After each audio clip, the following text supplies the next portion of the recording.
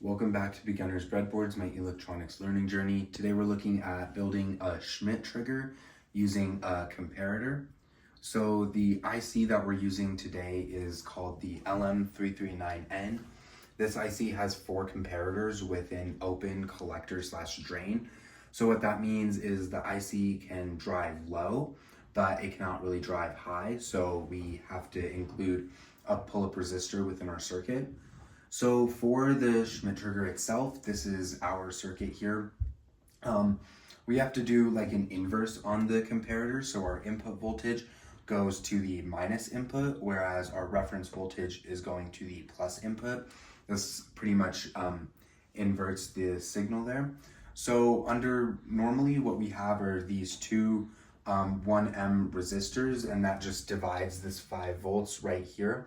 So normally your reference voltage would be 2.5 volts, which with the triangular waveform we're putting into this would get you something that looks like this. So when it crosses the threshold of 2.5 volts, you would have a switch of either up or down.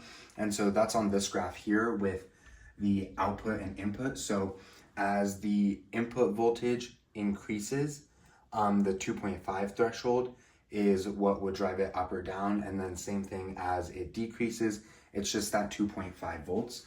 But what we're doing with this Schmitt trigger is we're tying the reference voltage to the output voltage. So our reference voltage changes dependent on whether V out is high or low, and we do that with another 1M resistor here, just tied between those two.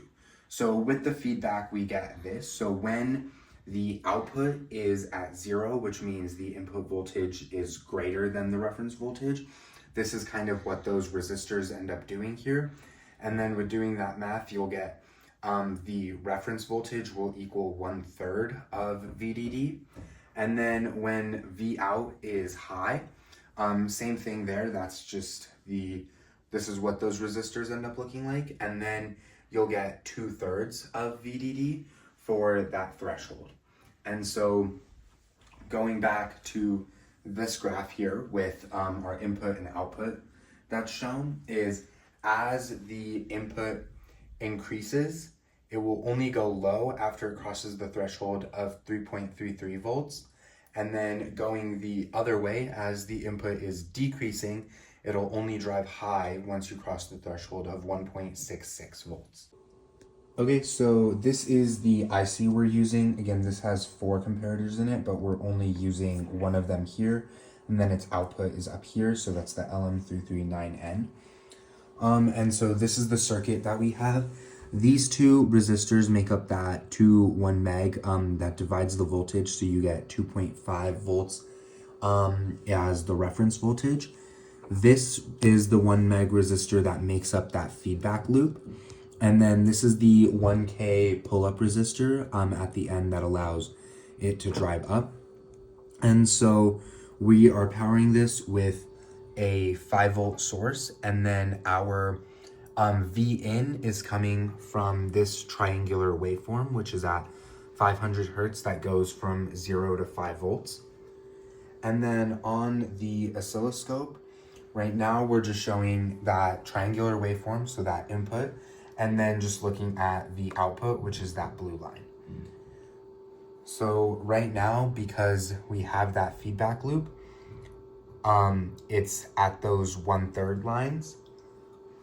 So when the triangular waveform crosses its 1/3 point or 2/3 point, that's when the output is either going low or high.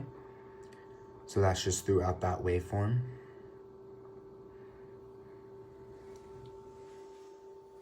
And now if we were to disconnect what makes up that feedback loop by just moving that resistor out of the way, now it just changes where the reference voltage is always 2.5. And so these blue lines are moving high and low once this crosses that 2.5 mark and nothing else. So halfway through that wave. So now we've connected back the feedback resistor And we can also look at the way the reference voltage changes. So instead of looking at the input, if we just move this over to where the reference voltage is, we can see that change between 2/3 VCC and 1/3 VCC. If the zero mark is right there, that's about 1/3 and that's about 2/3.